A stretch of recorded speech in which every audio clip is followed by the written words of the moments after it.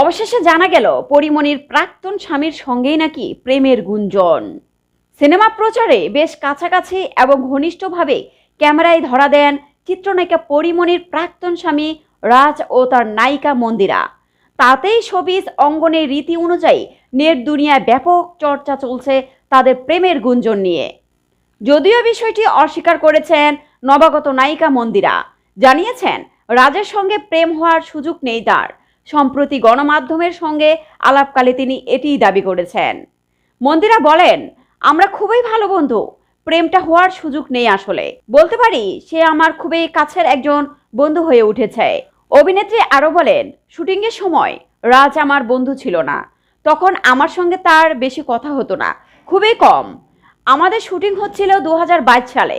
এখন সে যে লাইফটা কাটাচ্ছে, তখন সে এই লাইফে ছিল না। তার তখন সন্তান হয়েছিল, সবকিছু মিলিয়ে সে তার মতো ছিল। তখন মাত্রই আমাদের প্রথম দেখা হয়েছিল। তবে শরীফুল রাজের সঙ্গে না হলেও মন্দিরার রিলেশন স্ট্যাটাস সিঙ্গেল নয়। অভিনেত্রী বলেন, প্রেম করছেন তিনি, তবে কার সঙ্গে প্রেম করছেন সেটা সাংবাদিকরা যেন খুঁজে বের করেন। মন্দিরা আরও বলেন, বাস্তব জীবনে প্রেম আছে, প্রেম ছাড়া তো একজন মানুষ থাকতে পারে না।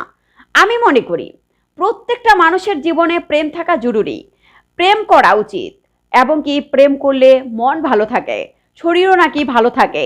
এখন বিয়ে করার কোনো ইন্টেনশন একদম নেই, পরিবার থেকেও চাপ নেই, এখন কাজে মনোযোগ দিতে চাই। এভাবেই কথাগুলো বলছিলেন চিত্রনায়িকা মন্দিরা।